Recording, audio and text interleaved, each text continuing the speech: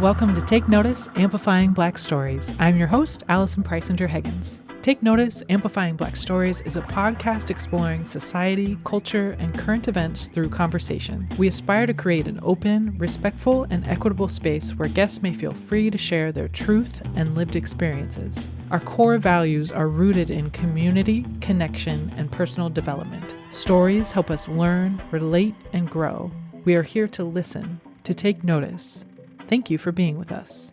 I would like to acknowledge the land on which this episode was created. I would like to show gratitude to the traditional ancestral land of the Coast Salish people, including the Duwamish people past and present. Land acknowledgement statements are an important part of honoring those whose land we now live and work on. We begin each episode this way to help spark ideas and keep these conversations in the front of our minds so that we may continue to be open to doing better. I encourage listeners to research the land on which you live and are listening right now. Recognizing this is just the beginning. Some additional next steps to consider include seeking out the stories of Native people from our shared history and today. Spend time asking yourself difficult questions and challenging norms that may be linked to colonialism.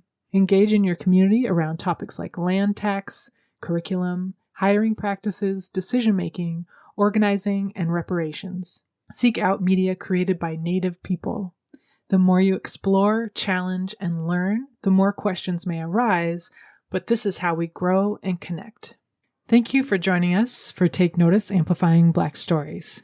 Happy New Year! We are starting out the new year by trying something new and presenting a two-part conversation. Based on some feedback from listeners, I decided to try to not limit my time with guests, and if our conversations go longer than the usual 45 minutes or so, we will just split it out into 2 episodes. It's an experiment, so let us know if you have any feedback. We'd love to hear it. This episode is part 1 of 2 episodes with J.R. Rhodes. J.R. is a dreamer who enjoys creating, and one aspect of that creating is music. That's how she and I met, running into each other at different shows in the Seattle area, but most recently, before the pandemic, at a gig we both had at SeaTac Airport. I want to thank JR for welcoming me into her home to do this interview and for being so open with her story. She also sent me home with some mint Girl Scout cookies, so, I mean, how can you beat that? I don't know. JR works from home mostly in a simple music and songwriting studio. You can find her information in our show notes or by visiting jrrhodesco.com. That's jrrhodesco.com. Thank you for being with us, and please enjoy part 1 of my conversation with J.R. Rhodes. Well, thanks for inviting me to your home, too. I know, we met at the airport, like you were just saying, and it's not like we know each other super well. So I appreciate you agreeing to do this and also have me here. So it's been great to see your lovely view in your home. Yeah, thanks for being here. Yeah. Yeah. I know the bridge is going to be back up soon, but not so much right now. I know. I was looking at that because we just moved to the area like we were talking about, and so fortunately my commute was like 10 minutes, 15 minutes to you. Woohoo, rock awesome. But I think in June maybe they were talking about. Awesome. So that will be nice for getting to the rest of the world. But I'm okay with hanging out in this little world over here for a while. Oh, yeah. And even when I go out, I've completely added it to my, travel plan. Just commute-wise. It's I have my activity bag. I bring at least 1 book, and I have paper to write on. And because I'm really tactile, so I bring things to scribble on. And, I always have something to do. That's smart. Yeah. Because it's what are you going to do? You're going to be mad the whole time. Right. You just have to mentally prepare for it and gauge whether or not it's worth the time. And then. And do the Zen thing when you get picked up by Uber or Lyft people. Yeah. And because a lot of them are really grumpy. They're like, the bridge. That's the first thing they say. I was like, breathe. And just try to, bring them down. Because they're mad. They're mad about the bridge. Yeah, everybody. Yeah. Oh my goodness. Yeah, that's some of the first stuff that folks mention when we say where we move to. They're like, "Oh, how are you going to get anywhere?" It's like, well, so far it's been fine. We just deal. We just mentally prepare, We did live way out in the ocean. We had to drive super far to get out here before. So we're good. We're good. Yeah, it's all right. Yeah. So it's working out. Yeah. Plus, there's so much to do here in West Seattle anyway. So we're good. We're kind of an island. Yeah. Yeah.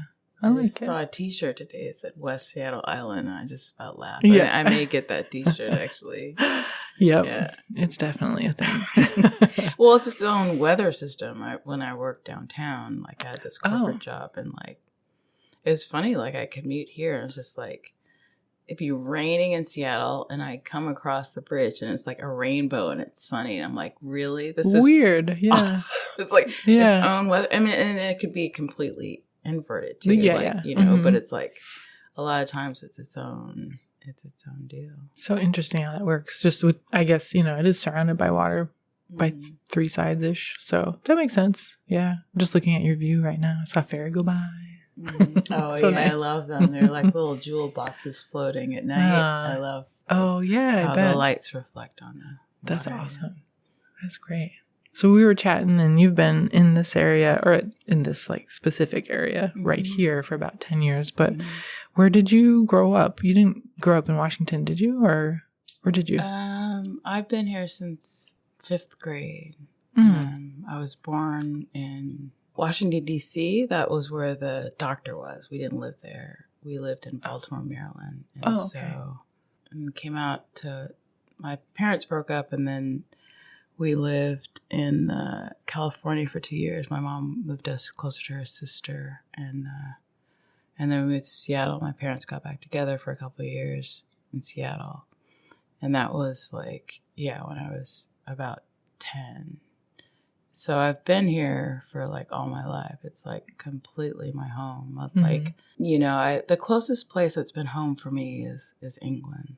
But like, it's like the other day when I came home from my great aunt Juanita's 100th birthday party celebration, like that same feeling, you know, coming home. Like I have yet to experience that in any other place. Like it's just like my heart opens and it's like, I'm home. I'm home. Like I love Seattle, Washington, you know, so. Yeah, so it's definitely home. Yeah. I should write a song. I'm sitting here like about to cry. I love Seattle. I'll write a song and work it out. There you go. Yeah. So you moved up here 5th grade? Did you in like Seattle proper or were you in a surrounding area or? Yeah, how about we back up a bit, like, so we moved here. So it's like when we moved here, my parents got back together, but that was like, it was kind of like a wavy kind of time, like, because my mom left my dad, like, this one dark night, like, it was a trip, like, and she didn't tell us where we're going, and we're on this train. It turns out, like, you know, my mother had as I call it, like gathered the women, like, for a while there, she gathered her best girlfriends and they were selling things that my father wouldn't notice, like her jewelry, her, you know, clothing, the family silver, you know, it's just like to gather money for a new life for herself and her daughters, right? They loved each other. I mean, it's a happy ending because they really got together in the end and became friends, you know. They just realized that their love needed to take a different form, right? And it took them some time to get to that place. And but their marriage wasn't working out. So my mother smooth, like, gathered the women. I'm like, wow. It's like, and we, you know, and then we found ourselves as little girls, me and my sisters, on a train, not knowing where we were going late at night. We were probably tired. And she definitely didn't tell us. So we didn't tell him because we were young. And so. Right. So it didn't as just I come imagine, out of your mouth. Yeah. Well, we're going on a trip. It's like, what? Yeah. So like, but like, I know that it was a hard decision for her. They loved each other. And so like she she'd be gone I remember she'd be gone, like, certain spots. But I think that's because she was tripping out, like, needing to process the fact that she's creating a new life for herself and her kids, Mm-hmm. But then, like, flash forward, so we're, like, in California. We're 2 years, so, like, after my mom left my dad, we lived close to one of her sisters, Aunt Versi May, and her family, our cousins, which was fun. 2 years in California. And then my parents got back together, and then they got not back together. And then that was what it was for a while. But I've been in Seattle ever since. And like, education's been really important for my family. So I've always gone to really good schools. They've always made sure that that I focus on education. I mean, I was the girl. It's like my mom would beg me to go out to parties. Oh, yeah. It's like my older sister, my younger sister, she'd have to reel them in. But for me, she's like, go out, have some fun. And I'm like, what? And I'd go out and I'd be like, no joke, sitting in a corner, beer in a red cup, but I'd be reading a dictionary, like on my own, Mm-hmm. It's real. Like, yeah. I've always loved learning and been introverted. But, so, yeah. So, and then I started teaching myself music. I started teaching myself music notation. I would skip school to teach myself. Oh, wow. Most people will be like, skip school to like go party, whatever. And I'm like, I'm skipping school to teach myself other stuff. I was like, what?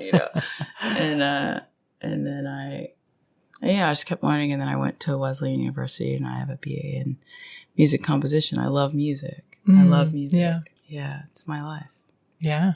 Wesleyan, is that in Massachusetts? Connecticut, Middletown. Okay. Connecticut, cold, nice. Yeah. Oh, yeah. Ice cold. Very cool. Extreme weather in the summer or throughout the year. Mm-hmm. I lived in Boston for a little while. I imagine Really? it's kind of similar, maybe. Oh, yeah. I haven't been to Boston. Yeah. A couple of years I was there. So, music degree as well. So nice. Yeah. That's awesome. But going back. So 2 sisters. You were the middle child, is that right? Mm-hmm. Awesome. So, and then you all grew up mostly in the Seattle area. What did your parents do when you were growing up? They had a business back in Baltimore, it's called the Little Red Hen Day Nursery Center. Oh, okay. Yeah. Yeah. It was really awesome. Yeah, entrepreneurs on both sides of the family. Mm-hmm. So it's come from a long line of dreamers, really. Yeah. So my parents had that in Baltimore, and then when they split up, my mom worked at the FAA, the Federal Aviation Administration, and then my dad, he worked in real estate for a bit, and then mostly he started his own business again, like bringing up like Southern delicacies, like watermelons, like the red and the yellow, and then like blackstrap molasses, like pecans, and you just bring up stuff that's like Southern deals. And so he would do that, which it was really cool to learn that about him. That's cool. Nice. And from him, yeah. Did your sisters end up doing creative things as well, or did they go a different direction, or entrepreneurship? Yeah, the whole family thing. My older sister got more into like sales, so she was always a top salesperson wherever she went. Like I remember she's really going. She's very goal oriented. Her name was Dawn, and she would call me. I swear she had this like calendar. Like every 6 months she would give me a call and be like, "So hey, what are your goals?" Oh yeah. She'd check in. She's so goal oriented. I was like, oh, da da da da. I would like freak out. Like I just felt pinned in a corner, and I just wouldn't say anything, or whatever. I just space out. And then she'd be like, one time she finally realized that she needed to change her tactics. She's like, how about this? How about we call them road maps? I'm like, and then we started having a dialogue about like dreams and stuff, because it opened it up to more of a creative field, That's smart. Nice. But she's really more goal oriented, and she worked on fishing boats and she's always the top wherever she went. And one time we had this conversation, I'll always remember. It's just like, whatever, sales, blah, blah, blah. She's like, Jennifer, she's like, look, salespeople aren't bad people. It's like, I love sales because I see it as teaching, and I will never sell anybody anything that they don't want, even if I believe that it would benefit them. And I'm like, I love you, my sister. So it's like she helped me understand it as more of a show and tell, and like, this could benefit you if you choose to kind of deal. She was really amazing. And then she worked at Nordstrom. She was like always a top salesperson wherever she went.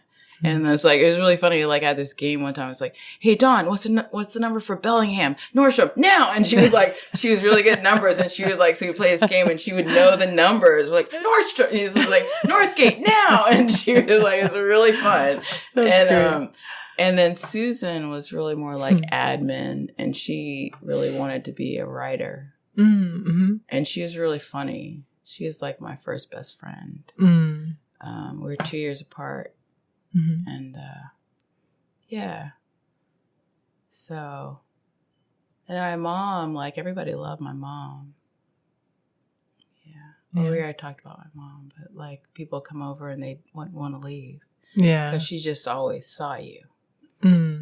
She saw you and she honored you. And they're like, where's your mom? Can we go hang out with your mom? I was like, what?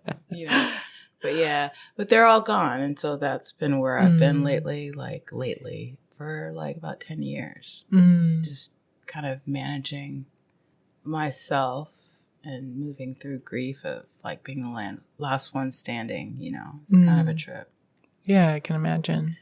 So, yeah. But it's a trip to be where I am now. It's like, because real quick before I got here, to now, recently anyway, the last couple years, which was really unexpected because I thought that I had moved through it, right? And then I came across, I'm going through the last 30 boxes of my mom's family boxes, right? And my mom was really sentimental. She had her boxes. She had my dad's boxes, even though they were divorced. She had his family's boxes, even though they were divorced. Oh, yeah. Her family's boxes, and both my sisters, right? So I spent a whole summer alone doing it, and I should have called somebody else, but I didn't know how to manage it, right? I did the best I could.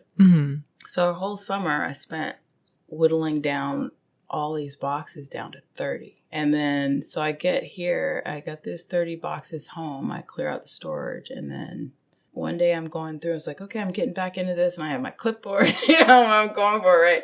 And then I come across this box, it's Susan's box, my little sister's, and there's these letters, a stack of letters. And one of them was for me. I'm like, oh, she wrote me a letter, that's really nice, it's just like, and it was a goodbye letter, it was a suicide letter. It was a love letter, really. It was a beautiful letter. It just, I completely unraveled after that. Health-wise, my hair started fell out. My skin started falling off. It was ridiculous. It was really hardcore. Just grief on that level. Like, I was just like tsunami. And then, and I just wasn't sure I wanted to be here anymore. I wasn't sure I wanted to be here anymore. And then I decided I didn't want to be here anymore. And then I was planning on it. And then I was pissed off because, like, when it came down to it, I couldn't because of music. Music, like, literally saved my life. And then I was pissed off because I didn't have a plan B. And then I'm in bed for 2 weeks. I don't even know if I ate. I know that I drank water. I didn't talk to anybody. I had no idea. I was just like, I wouldn't wish that on anybody. But it was just like, really, literally, like, just darkness. And I'm grateful for it. And that's where I'm now. Do you know what I mean? Like, like I have those 30 boxes still. And it's like, now I'm like, I can do this. Like, it's like some reason after experiencing that level of darkness, it's like, oh, it's like, I am so happy to be alive. Like I wake up and I'm like, I am breathing. And it's just like, oh, I'm thinking of moving my hand and my hand moves. It's like, life is a miracle. Like every day is a miracle to me. And it's like,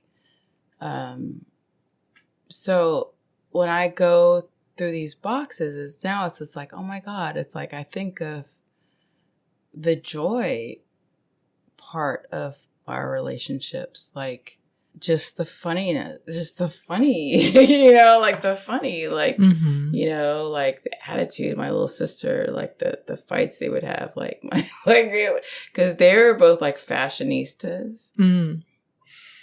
They're all about fashion. And I'm like the tomboy, and they're like, Jennifer, go fix that. Oh, the VCR is not working. Go, like, okay. And I wear like t-shirts and jeans. It's like, I'm the tomboy diplomat person. And like, and meanwhile, they're fighting over stuff. Like, I remember this one time, like Susan, like, she like totally like took some outfit of Dawn's without asking her. And then like Susan, like, love taking pictures, so she's like coming back from this this event, and she's smooth wearing Dawn's outfit, and she's like showing me and Dawn's like, and so of course an argument ensues, and I'm like, and besides being the tomboy, like I just like would just, and the diplomat, I would just like watch, just like, right. I had front row seat to like some serious entertainment, like.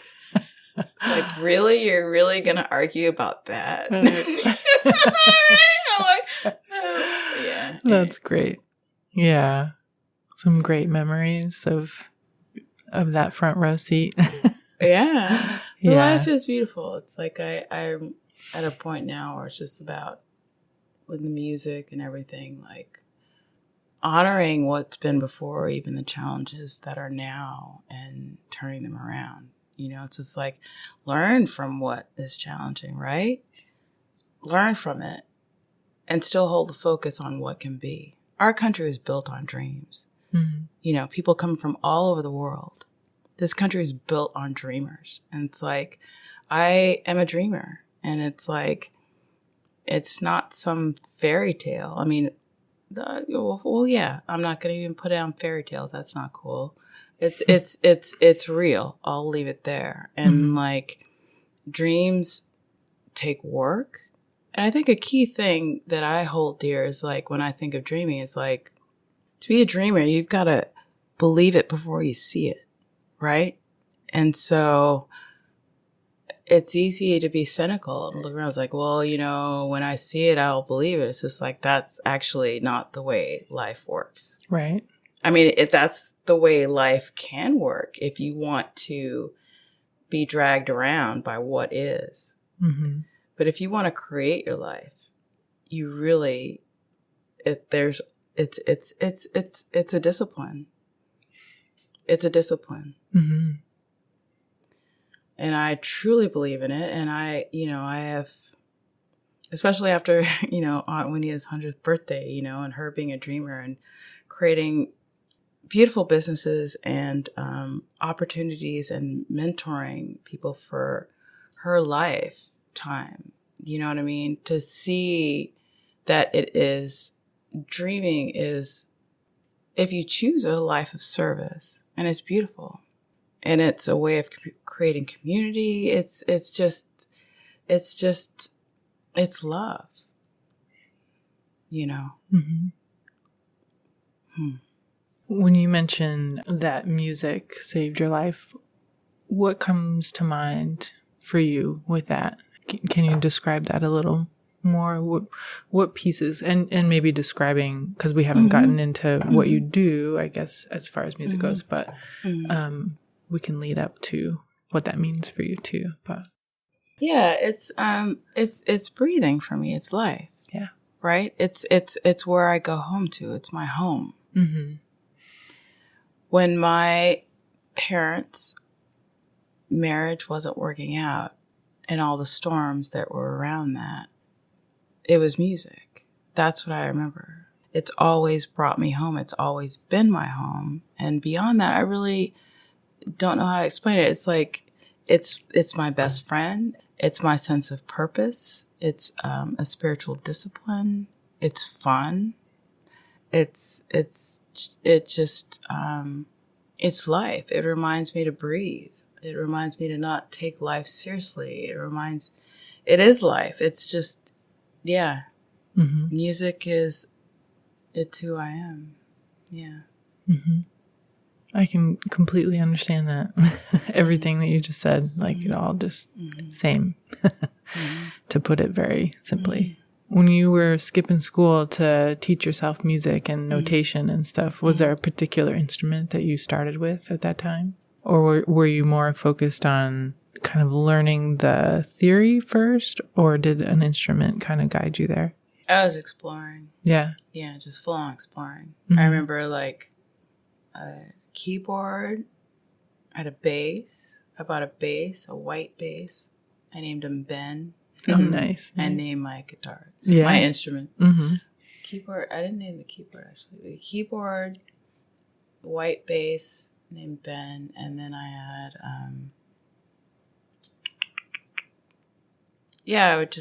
and then I was really, really, really studying notation. Like, yeah, it was crazy. Like, I was learning all the Italian words, and that's what I would stay home teaching myself. How to do like repeats, just how to really write charts, how to write notes. I was teaching myself music notation at home. Yeah. That's what I would skip school for. Yeah. That's awesome. Yep. Dork that I am.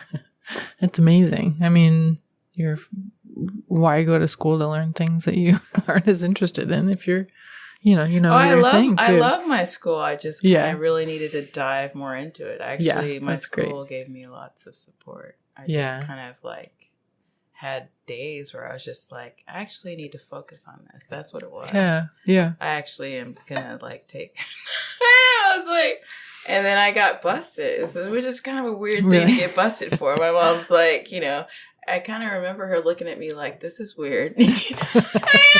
How can I say no to learning? Yeah. But I'm... It's pretty good. Yeah. What led you to going to Wesleyan? For that school, do you have to like audition with a particular instrument, or you're interested? I applied to a bunch of schools. I applied to Sarah Lawrence. I remember...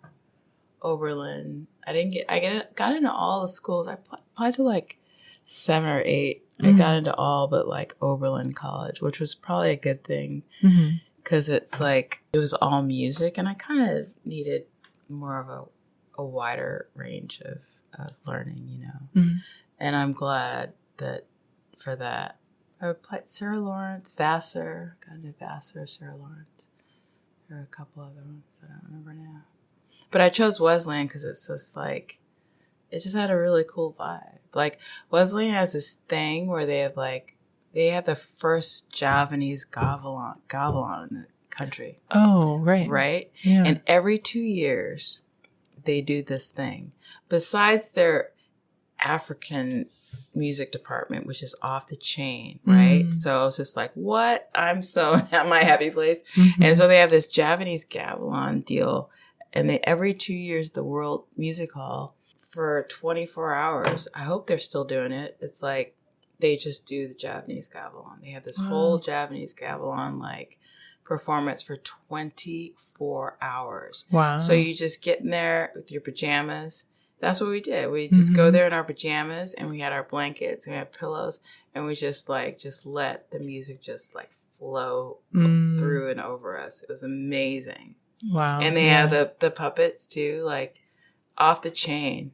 Wesleyan University. I got to go back there. I was going to go for the reunion this year, but COVID and stuff, but I really hope to go back there. That place is magic. It's about thinking forward, dreaming, making change in community. That place is a light. I'm really grateful, deeply appreciative that I got to go there. Yeah. Yeah. That sounds amazing. Yeah. Yeah, it really was. I have friends that I'll have all my life. I sure hope. Mm-hmm. And then after you were finished up there, did you go straight back to the Seattle area after that, or? No, I went to England for a year. I decided because my family was just like, "What are you going to do with that degree?" I was like, "I'm going to go on a fishing boat, and I'm going to go to London." And that's what I did. I like earned a bunch of money, and I went to England. I didn't know anybody, but like I was leaving town. I've told this story a bunch of times.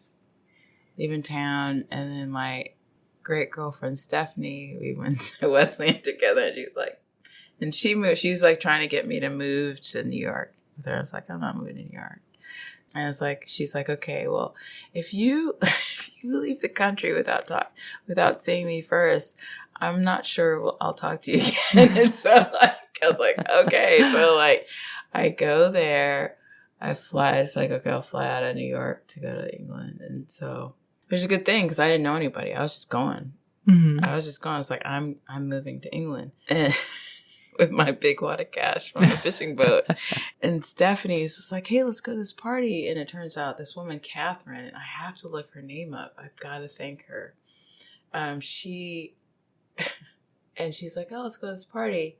And it turns out Catherine had just moved a year before from London to New York, right? And she's like, wait, you're moving to London? You know anybody? I'm like, well, yeah. And she's like, what?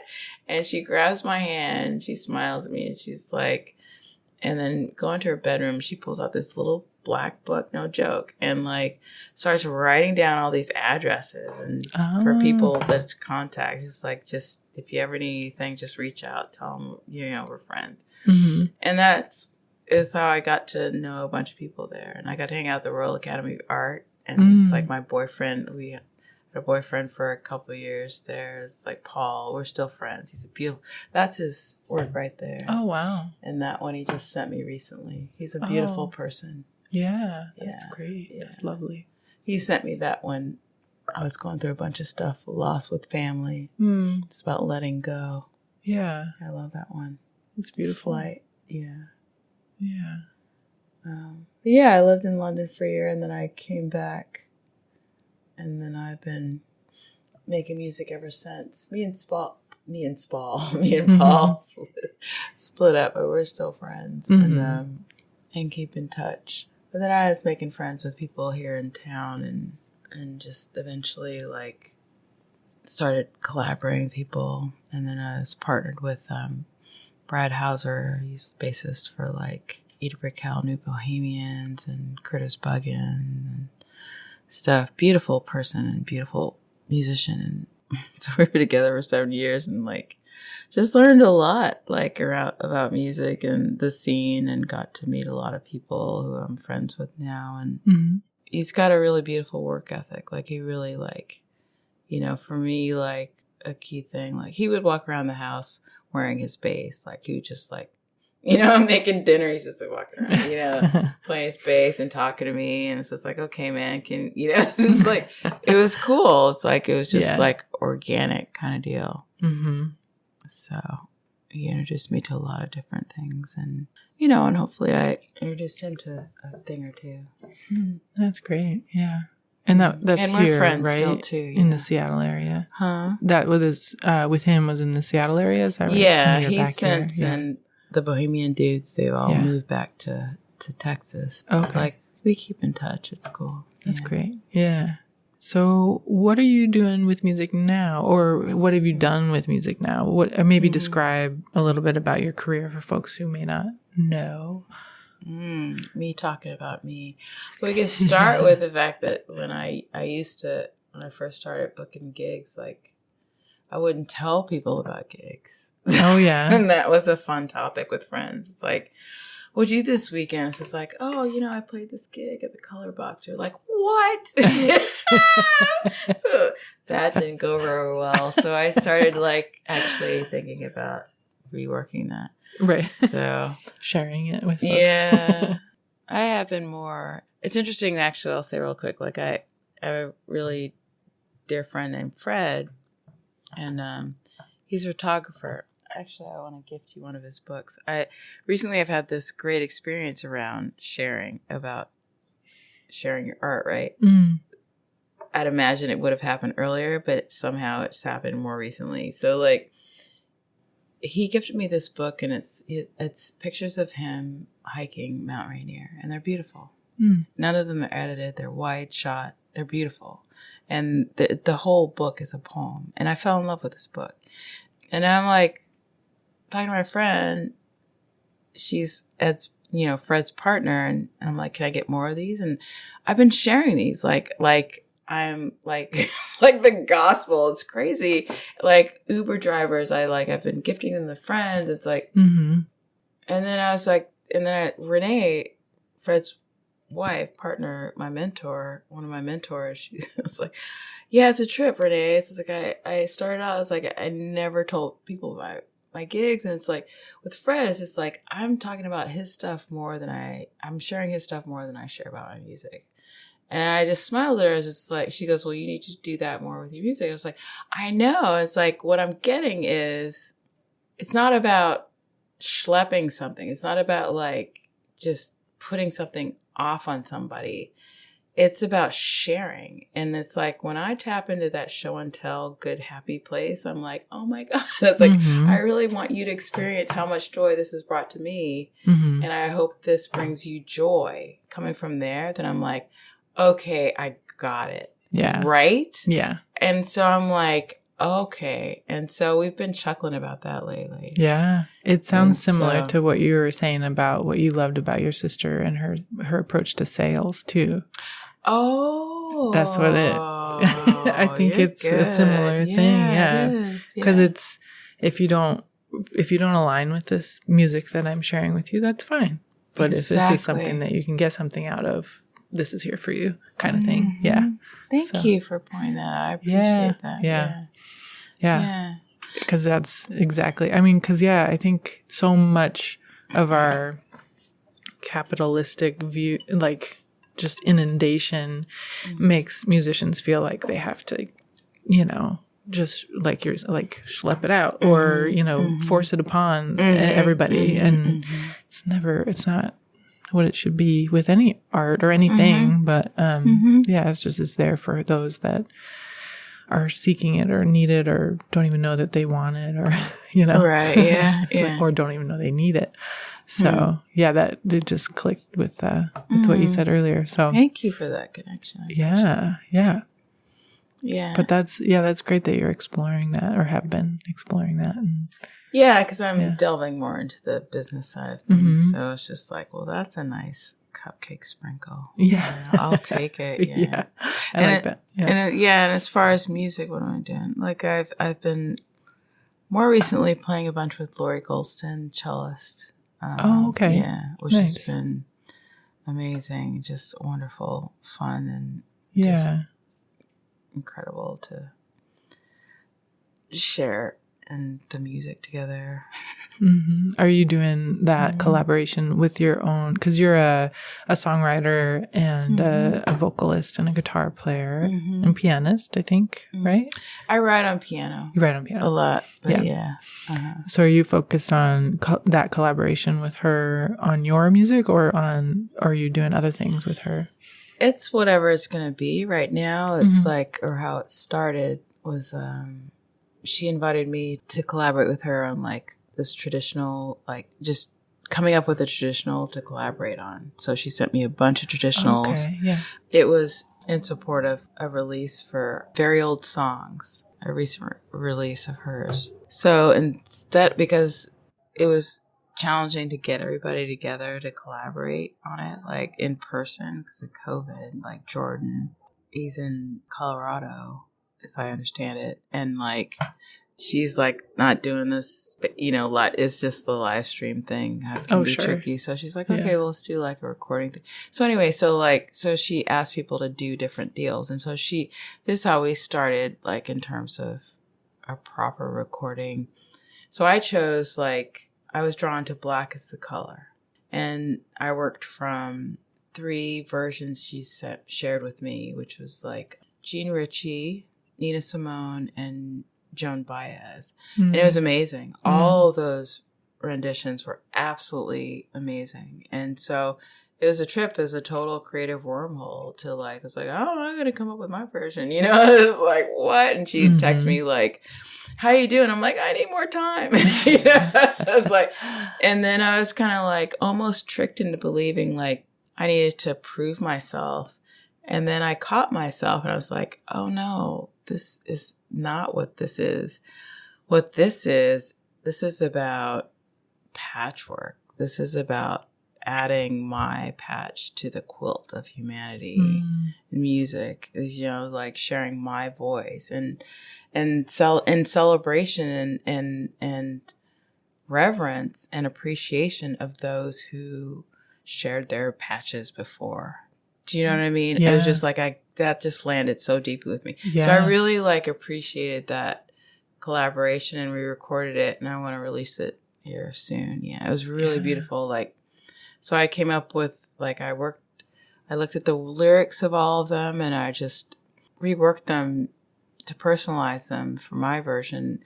And then, you know, had like a loose sense, you know, we had a loose sense of what the recording would be, but knowing the song, it was kind of it had an improvisational element to it for sure. Oh, great. So lots of like in the present listening. It's a beautiful experience. I love working with Lori. It's really like buckle your seatbelt and just dive in. You know, she's like, and I love quoting my friends. It's like Lori will say like, you know, just go where life takes you. Get comfortable with being uncomfortable. I love it. So she really inspires a sense of adventure about life, which I appreciate. And a deep listener, deep listener. And a beautiful friend, That's wonderful. Yeah, I look forward to when you release that. That sounds wonderful. Yeah. Did you all, is it the two of you on it, or are there more folks? Yeah, okay. I'm vocals and she's playing cello. And then what else? I've been playing with Hans Torver a bunch, which has been amazing. And it's just like, I could go on and on about him. It's just like, what instrument is he going to pick up next? I mean, he's just like so in the moment. Yeah. And he really understands dynamic and rhythm and just like creating a moment with music. That man has some amazing ears and just a huge heart. I remember when he came over here, my inner housewife came out. Like when I get really nervous, I start becoming a housewife. Like it's my default or something. He came over here as like our first like proper quote unquote rehearsal. And I just started vacuuming. Like I vacuumed for like 10 minutes. I just vacuumed around him. He's sitting there on the couch. I'm vacuuming, just sitting there, just not saying anything. And I finally like stopped myself and I'm like, oh yeah. I'm doing that thing and we're here to do music. I did it like actually like on my I Am recording too. Like I brought all this stuff because I love being a housewife. Like I like brought all this stuff, like catered the whole thing. I made this beautiful spread. And I'm in the kitchen area and I'm getting the spread all like I'm just really dialing it in. And meanwhile, like Johnny Sangster, the producer, is like got everybody dialed in. And like sounds all tweaked, and he comes in to the kitchen. He's like, "Hey JR," it's just like, "You're up." And I'm like, "Oh yeah." I'm here to record. You know, I was like, I totally become a housewife. It's funny. Cool. I mean, it's cool working from home because it's like, you know, if I get stressed out or like, you know, like something's new, it's like I need to take a break. It's just like, I'll go clean the refrigerator or make a little laundry. Yeah. I do a similar thing when I need a break from my brain. Let's distract myself with busy work. I can totally relate to that. That's pretty great. Vacuuming around him as he's just chilling. Totally. It's the housewife vibe. That's what gets me home. Yeah. Oh, that's great though. Yeah. Bake some cookies. Yeah. Yeah. Yeah. I mean, it's all creative too, I think. Well, yeah. I actually used to bake cookies. I created a chocolate chip recipe in high school that I sold to the cafeteria. Oh, wow. I love making things. Yeah. Thank you for listening to part 1 of my conversation with J.R. Rhodes. You can hear the last half of our conversation in 2 weeks. Thank you again to J.R. for being a part of Take Notice, and thank you all for listening.